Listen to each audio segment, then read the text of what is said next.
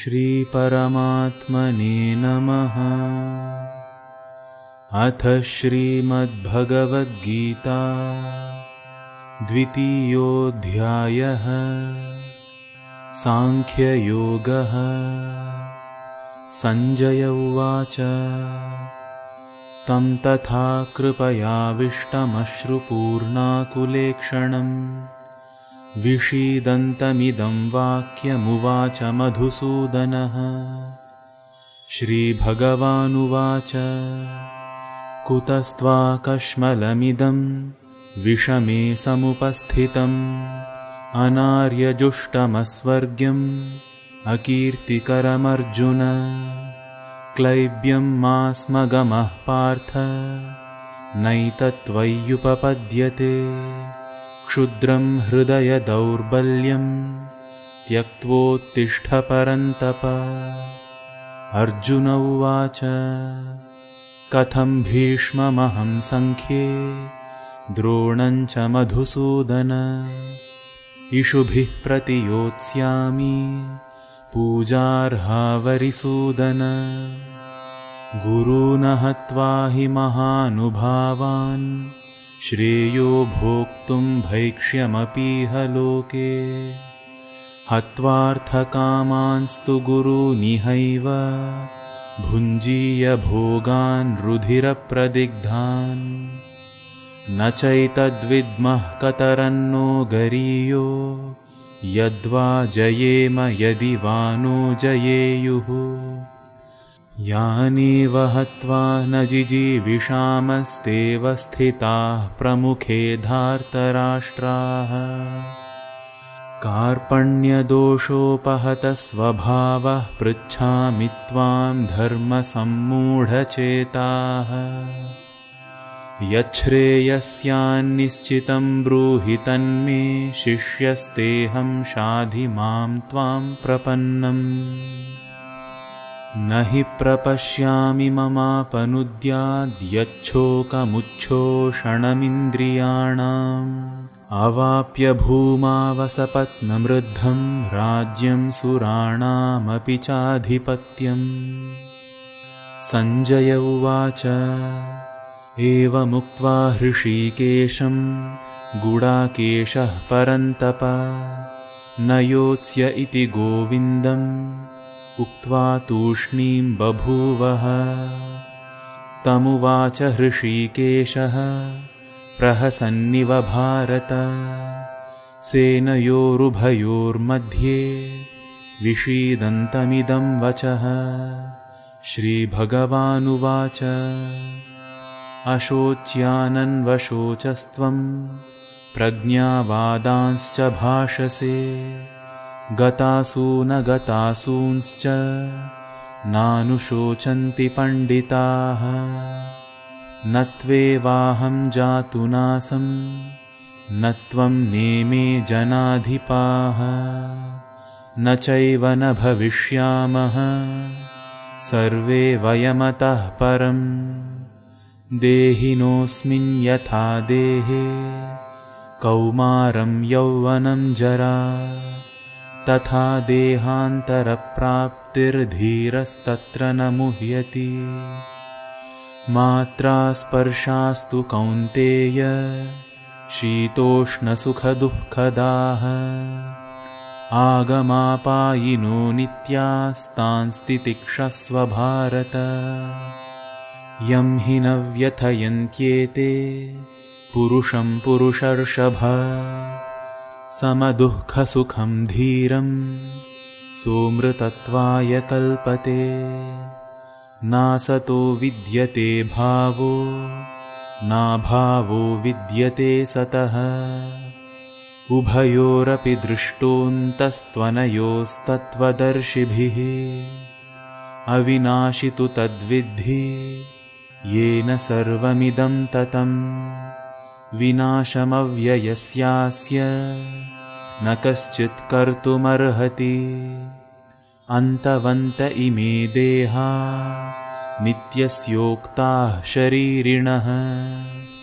अनाशिनो प्रमेयस्य तस्माद्युध्यस्व भारत।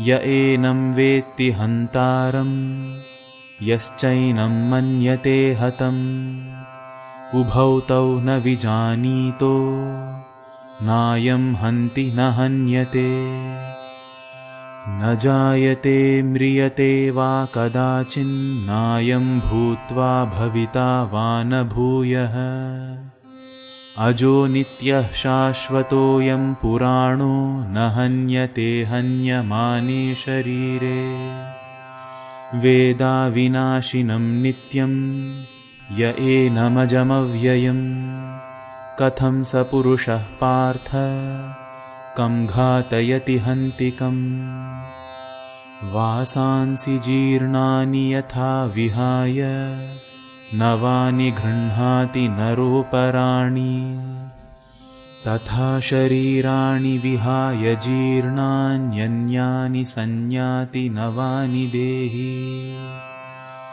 नैनं छिन्दन्ति शस्त्राणि नैनं दहति पावकः न चैनं क्लेदयन्त्यापो न शोषयति मारुतः अच्छेद्योऽयमदाह्योऽयम् अक्लेद्यो शोष्य एव च नित्यः सर्वगतस्थाणुरचलोऽयं सनातनः अव्यक्तोऽयमचिन्त्योऽयमविकार्योऽयमुच्यते तस्मादेवं विदित्वैनं नानुशोचितुमर्हसि अथ चैनं नित्यजातं नित्यं वा मन्यसे मृतं तथापि त्वं महाबाहो नैवं शोचितुमर्हसि जातस्य हि ध्रुवो मृत्युर्ध्रुवं जन्म मृतस्य च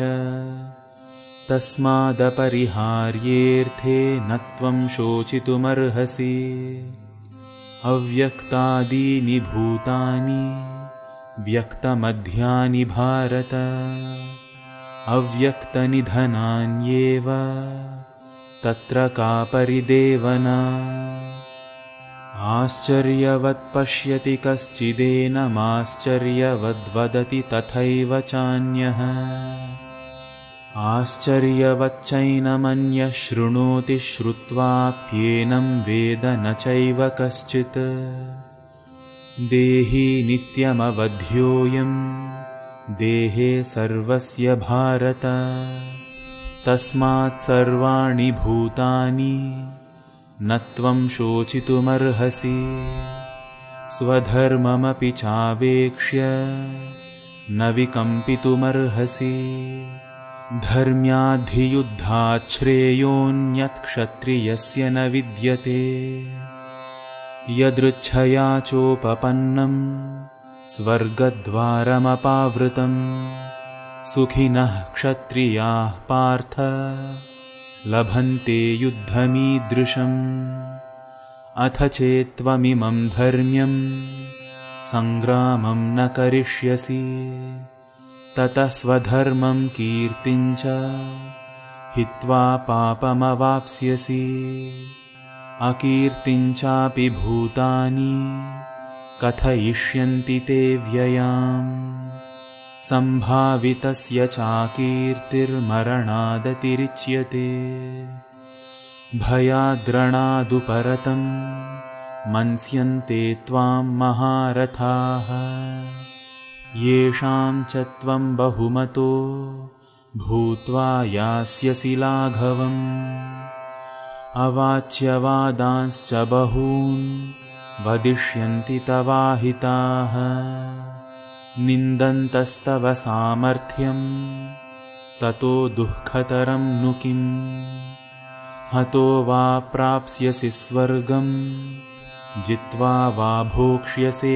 महीम् तस्मादुत्तिष्ठ कौन्तेय युद्धाय कृतनिश्चयः सुखदुःखे समे कृत्वा लाभालाभौ जयाजयौ ततो युद्धाय युज्यस्व नैवं पापमवाप्स्यसि येषा ते भिहिता साङ्ख्ये बुद्धिर्योगे त्विमां शृणु बुद्ध्या युक्तो यया पार्थ कर्मबन्धं प्रहास्यसि नेहाभिक्रमनाशोऽस्ति प्रत्यवायो न विद्यते स्वल्पमप्यस्य धर्मस्य त्रायते महतो भयात् व्यवसायात्मिका बुद्धिरेकेह कुरु नन्दन बहुशाखा ह्यनन्ताश्च बुद्धयो व्यवसायिनां यामिमां पुष्पितां वाचं प्रवदन्त्यविपश्चितः वेदवादरताः पार्थ नान्यदस्तीति वादिनः कामात्मानः स्वर्गपरा जन्मकर्मफलप्रदां क्रियाविशेषबहुलां भोगैश्वर्यगतिं प्रति भोगैश्वर्यप्रसक्तानां तयापहृतचेतसां व्यवसायात्मिका बुद्धिः समाधौ न विधीयते त्रैगुण्यविषया वेदा निस्त्रैगुण्यो भवार्जुन निर्द्वन्द्वो नित्यसत्त्वस्थो निर्योगक्षेम आत्मवान् यावानर्थ उदपानि सर्वतः सम्प्लुतोदके तावान् सर्वेषु वेदेषु ब्राह्मणस्य विजानतः कर्मण्येवाधिकारस्ते मा फलेषु कदाचन मा कर्मफलहेतुर्भूर्मा ते सङ्गोऽस्त्वकर्मणि योगस्थः कुरु कर्माणि सङ्गं त्यक्त्वा धनञ्जय सिद्ध्यसिद्ध्योः समो भूत्वा समत्वं योग उच्यते दूरेण ह्यवरं कर्म बुद्धियोगात् धनञ्जय बुद्धौ शरणमन्विच्छ कृपणाः फलहेतवः बुद्धियुक्तो जहातीह उभे सुकृतदुष्कृते तस्माद्योगाय युज्यस्व योगः कर्मसु कौशलम् कर्मजं बुद्धियुक्ता हि फलं त्यक्त्वा मनीषिणः जन्मबन्धविनिर्मुक्ताः पदं गच्छन्त्यनामयम् यदा ते मोहकलिलं बुद्धिर्व्यतितरिष्यति तदा गन्तासि निर्वेदं श्रोतव्यस्य श्रुतस्य च श्रुतिविप्रतिपन्ना ते यदा स्थास्यति निश्चला समाधावचला बुद्धिस्तदा योगमवाप्स्यसि अर्जुन उवाच स्थितप्रज्ञस्य का भाषा